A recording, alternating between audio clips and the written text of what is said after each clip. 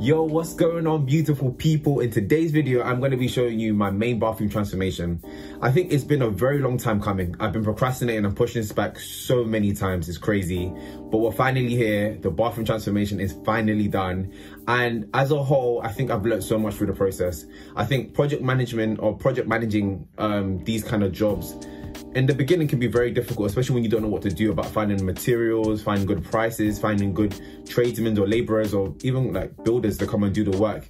But after a while, once you've kind of gone through some people, you start to realize that the process becomes a lot more easier, and I'm really happy with that. I think one thing you'll see throughout these transformational videos as I drop them slowly onto my channel, you start realizing that I've got like this kind of theme or this trend that I'm really trying to like emulate, and I feel like it's coming out slowly. I really want that modern vibe, so I'm really happy as a whole. Let me not talk too much. Over to the video. Hope you enjoy. So this is what my bathroom looked like originally. It had like the white wall tiles, black floor tiles, like random pieces of broken wood around the bathroom. It was just like all over the place. I must admit that it wasn't the most outdated property that I'd seen, but I definitely knew that I wanted to put my own stamp on it and make it look just much better. So the first stage was ripping everything out of the bathroom. So that was the bath, the sink, the toilet. It all had to be dashed away because I was not using them things again. Once everything was clear, I was actually quite surprised at how big the space was, and I was actually quite happy with it as a whole. I can actually now envisage where I wanted to put everything. And in my bathroom, similar to my ensuite, I had a slanted wall. So I just had to make sure everything fit and looked good.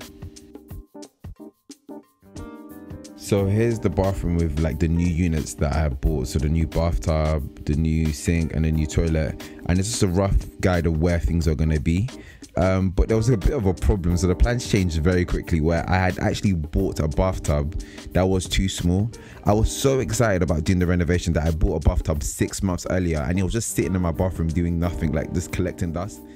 So I had two options. I could either tile the back of the bathroom like flat, but I was worried that water would get collected there, or create a niche in the front. And I was like, let's create a niche. This could be kind of cool.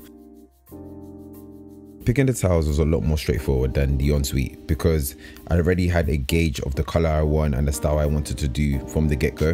The longest bit wasn't actually picking the tiles, it was picking the tile pattern, which was how the tile should be laid on the wall. It sounds very simple in theory. It's not as simple as it seems because there's so many different kinds of patterns that you can have. You can have like the offset, you can have it stacked, you can have it like metro. There's so many different ways. And so if you don't really know about them, you're just like, you don't really care. But it does make a massive difference to the way your bathroom looks and the style and the theme you're trying to go for. I think it'll be easier if I showed you what I'm talking about.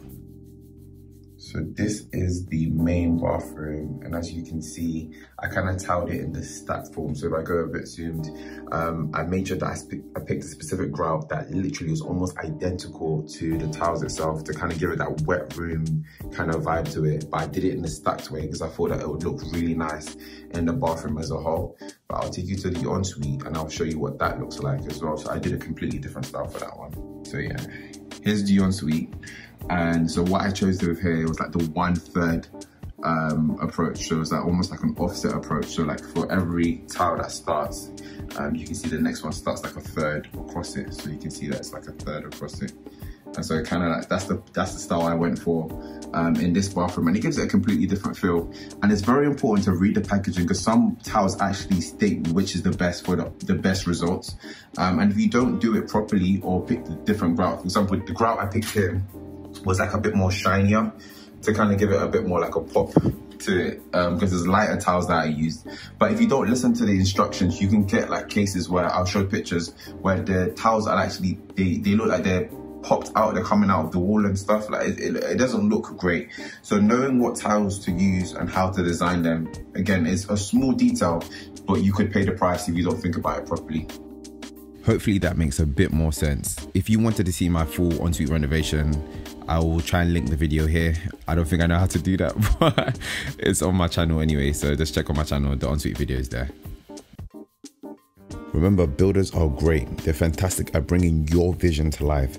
So a lot of the time I realize that people are always asking builders, oh, what do you think? What's your suggestion? Make sure you know what you want, because a lot of the time, once they implement something that they think looks good and you don't like it, you get upset.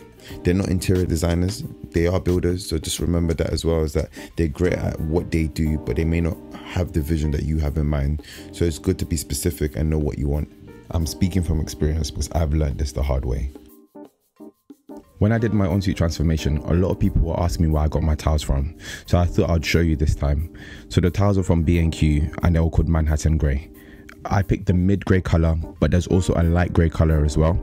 But don't worry, I'll link both of them in the description below. So I decided to tile the bottom of the bathtub instead of using a bath panel because I felt like it would look a lot more seamless with the stacked pattern that went across the bathroom to give it that more like premium feel to it. And I definitely think that it does add to that. So I'm really happy with the way it looks and the way it all blends in together. So yeah, very, very happy with my decisions to do that. So during the bathroom renovation, I was also working on my garden and doing my driveway as well. I was doing it simultaneously because I'd ordered a skip and I was not trying to waste no money. I was trying to maximize the use of the skip as much as possible. I had to make sure that I got my money's worth. Like, I had to load up that skip to the brim. I wanted it to be overflowing, so nothing left. Like, I would get every single penny I paid for after that skip because it was not cheap. So yeah, I feel like I did that, so I'm proud. But comment below and let me know how you feel like I've done. Like, did I do a good job or could I have done better? There's only one right answer, by the way. Side note, gardens are a madness. Like, you just don't actually realize how much time and effort it goes into maintaining a garden. And when I received the garden, or when I bought the property, it was an absolute forest, so I had to do a lot of work. So stay tuned for that video because it was not a joke, it was a madness. I am not exaggerating, it was crazy.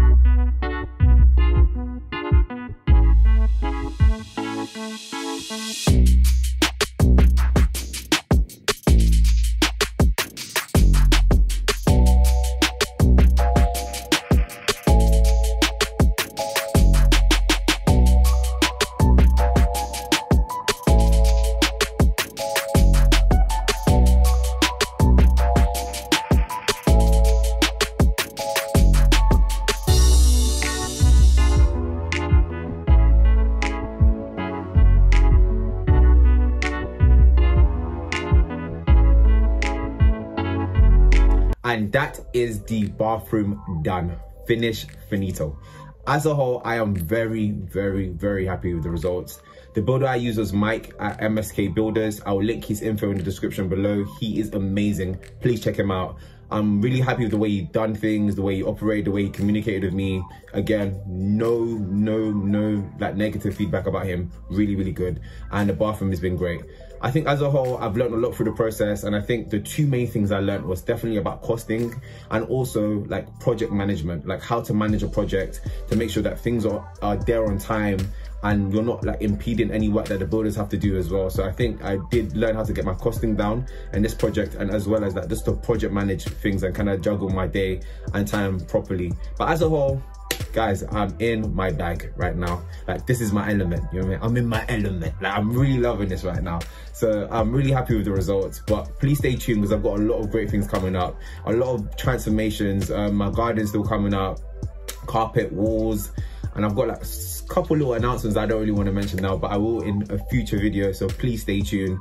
Again, thank you for watching. I appreciate all the support. Catch you in a bit. Peace.